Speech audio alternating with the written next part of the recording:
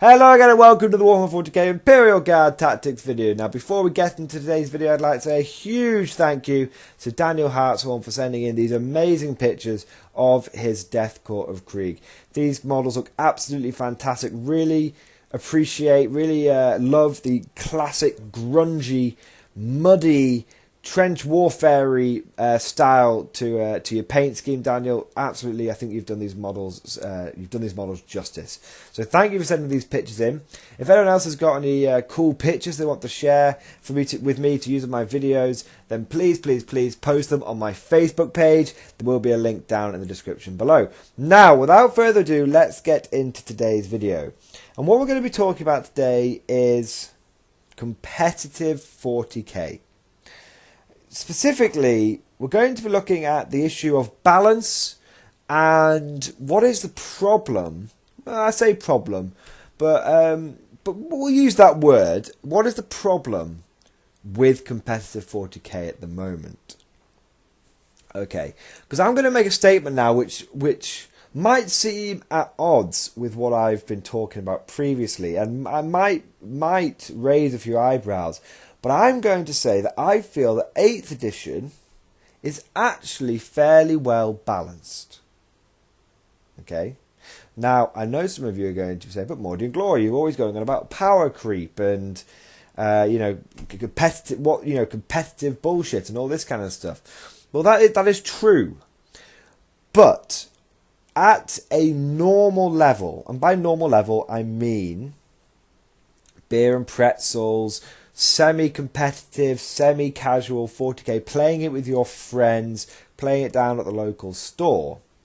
At that level, 40k is pretty well balanced. I feel like Games Workshop has done a good job. And if two players turn up to a battle and they've both got a take all comers balanced list, they've got some tanks, they've got some infantry, maybe they've got a flyer or two, maybe they've got a transport or two, they've got some elites, some troops, some fast, some slow.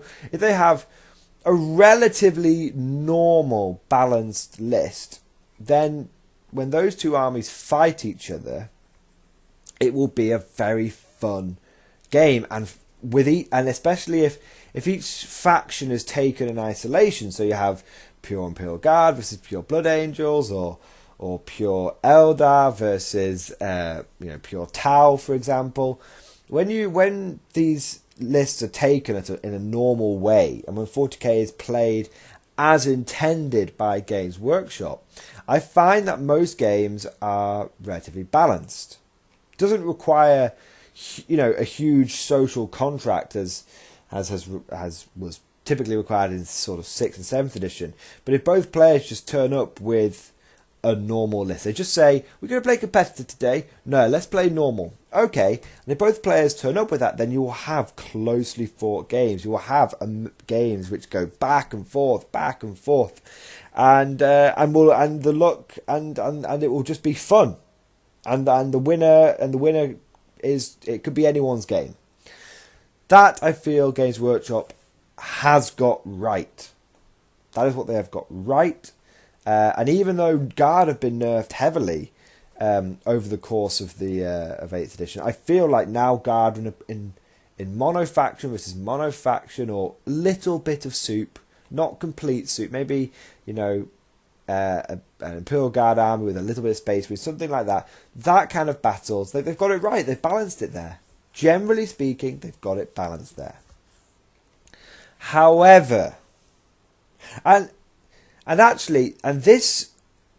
evidence for this is by looking at the competitive scene. Okay, because in the competitive scene, I have noticed an alarming trend. Now, not alarming as in bad, just an eyebrow-raising trend with competitive 40k at the moment, which is because Games Workshop have done quite a good job at balancing the core game. Those things which are unbalanced are very much taken to the extreme in competitive play. And what a lot of competitive players do, and this is how they play competitively is they look for a weak point in 40k and they apply pressure to it. And if you apply a significant amount of pressure, you are able to break 40k. And by that I mean you're able to play the game in a way it was never intended to play, and therefore it has not had any balance applied to it. For example, Eldar Flyer Spam. 40k, Games Workshop, they never intended for someone to run 9 Elder Flyers. It never really occurred to them. It's not, and I'm speaking about GW as a vast nebulous organisation. I appreciate that there are individuals in that company which would have predicted this, but by and large, Games Workshop never intended for 40k to be played where someone brings 9 Elder Flyers. It's just not what they want from the game. It's not what they expect from someone playing 40k. Or for someone to take 15 Venoms, or if not more, in Venom spam lists. And so, those lists that are able to apply pressure to a certain point in 40k, they break the game. They find a mechanic. They abuse that mechanic enough, and then a normal take all comers list, which should be take all comers, has no chance whatsoever. And and that is what most competitive 40k players are after now, because the days of being able to of Games Workshop releasing a codex, it being super broken, and them not fixing it are gone. Games Workshop fixes things which are broken in the grand scheme of things. They do. So that is gone now. So no longer do you see lists. Because previously what would happen is a spam list would get you in previous editions, a spam list, this is what we're talking about, spamming. When you're applying a direct amount of pressure on a specific part of a game, you're spamming something. You're spamming a certain unit type because it's very good. And spam lists in previous editions of 40k, they got you so far. They were basic tier competitive things. Oh, Wave Serpent spam. Wave Serpent's very good. Take 1,000,000 Wave Serpents. But they got you a certain level. But what traditional 40k lists basically was this faction as a whole is grossly overpowered. I can take all comers Eldar list, for example, and it will just destroy everything ahead of it. But it's take all comers. And that's what some people used to find so frustrating about playing Eldar, which is they weren't taking spam lists. I mean, some people were, but they generally, the old 7th edition Eldar bullshit list, they weren't taking spam lists. What made Eldar so annoying was that they were taking what looked like a normal list, but it was just so good in comparison to everyone else's. Like a Lehman Russ could just not stack up next to an Eldar tank, for example. But yeah, and so looking at this broadly speaking, taking a themed list is like taking a soft version of a competitive list. So, for example, if you take an all infantry list, you will, against some opponents, absolutely smash them. But against other opponents, you will struggle. You will struggle badly. Likewise, if you take a mechanized list, you will do very well against some armies. But against other armies, you will struggle and you will just lose. But generally speaking, there's nothing wrong with taking a themed list, because you can take a take all comers infantry list or a take all comers mech list. You can do that. But they are soft versions of a competitive list. But what competitive 40k has basically devolved into, this, is spam 40k to the extreme. And competitive 40k is what is the most broken thing I can take, and can I just spam it over and over and over again? 9 Eldar Flyers, 15 Venoms, a psychic list which can put out 17 psychic powers in a turn, and most of those are mortal wounds, for example. And this leads me on to my evidence, my slam dunk for this is knights. Okay, because we've been, ever since the Imperial Knight Codex dropped, and Knights got their own codex, we have basically been in a Knight meta.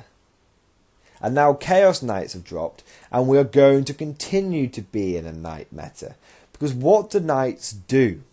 They personify this competitive 40k, which essentially is gimmick 40k. Find a gimmick, exploit the shit out of it, and if you can find a gimmick which has no weaknesses, then you will win. Then you will win tournaments. And so Knights personify this. Knights embody this, because Knights are, you take a concept like super heavies and you spam them because you have to, because they're your list. You're a pure Knight player. They're your list.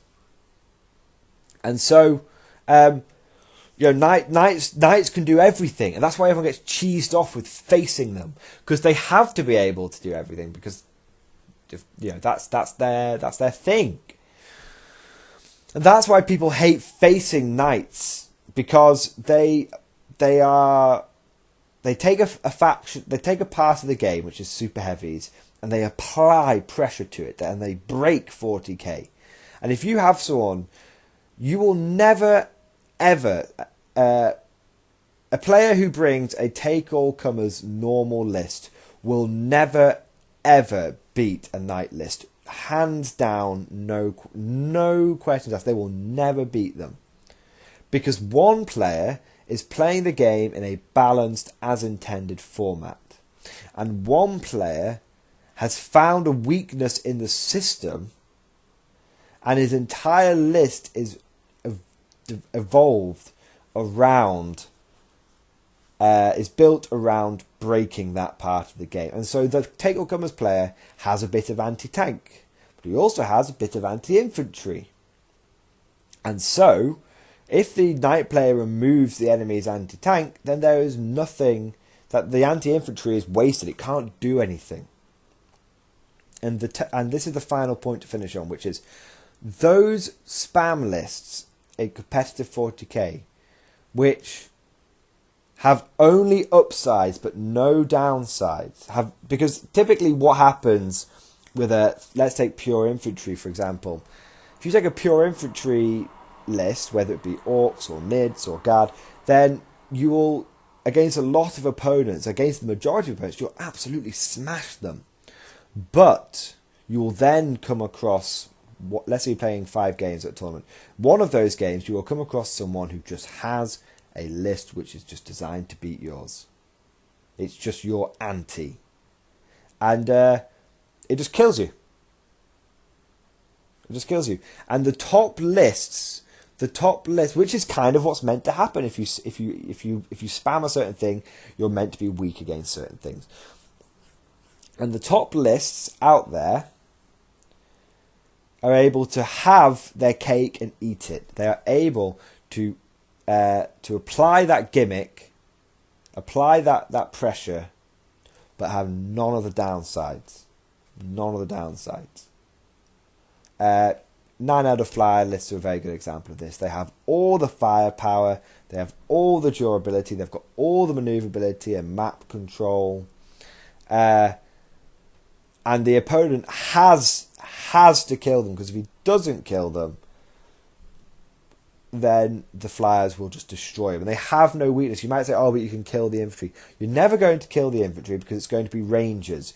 An Elder Rangers are -2, -3, -2 always, -3 with a Laytok or something crazy. So you're never going to kill them. They're never going to be the closest unit or anything like that. So, and that's why the 9 Elder Flyer list works so well. Now it's taking a bit of a beating because it can't move block people like it used to be able to. But it's still very good. And that's why Knights are so good. You know, because they have no disadvantages. You can't bog them down in combat. They have amazing firepower. They've got good ballistic skill.